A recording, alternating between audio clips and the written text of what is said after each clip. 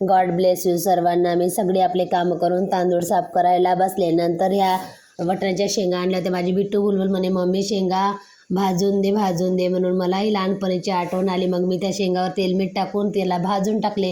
हे बाजारातून आणली होती लसणाची पात. हे लसणाची पात मी छान बारीक बारीक कापून घेतली आणि त्याच्यामध्ये तांदूळ घेतले 2 ग्लास, हिरवी मिरची घेतली आणि 2 ग्लास तांदूळ घेऊन हिरवी मिरची आणि ते लसणाची पात एकत्र करून छान अशी धुवून टाकली आणि ते धुतल्याच्या नंतर 2-3 पाण्याने छान असं वॉश केलं आणि धुतल्याच्या नंतर ते सगळं मिक्स करून मी तसंच भिजत घालून ठेवलं. माझी आई पण लहानपणी अशीच करायची. लसणाच्या पातीचे खूप छान असे थालीपीठ बनतात. तुम्ही खाल्ले का? याचा मोठाला ब्लॉग तुम्हाला उद्याच्या ब्लॉगमध्ये पाहायला मिळेल. अशा छान अशा शेंगा उकडून झाल्या. आम्ही लहानपणी असंच करून खायचो.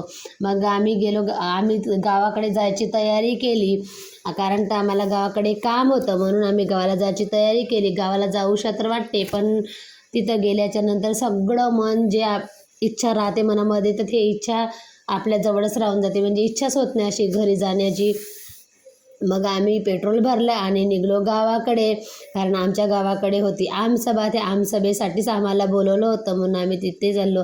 आम्ही आलो फायनली माढेडीमध्ये येऊन आम्ही ताईला फोन केला तर सगळेजण मीटिंगमध्येच होते. मग आम्ही पण मीटिंगमध्ये गेलो. पाहणं किती सारी पब्लिक आहे या मीटिंगमध्ये. मग तिथं लागली होती आम्हाला खूप भूक. मग आम्ही आलो नाश्त्याच्या ठिकाणी, तर चाय नाश्ता घेतला आणि आम्ही आलो आमच्या गावाकडे पवनीला. इथं बाबासाहेबांनी गौतम बुद्धाचा आमच्या घराच्या पुढंच पुतळे आहे.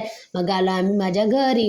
हे माझ्या सासूरवाडीचं घर आहे, बघू शकता तुम्ही. आमच्या घरी ना सगळे जे लोक आहेत ते सगळे देवबाप्पाच्या घरी गेलेले आहे. त्याबद्दल आम्हाला खूप असं वाईट वाटते म्हणून घरी जाऊशा वाटत नाही. मग आम्ही आलो फायनली शेतामध्ये.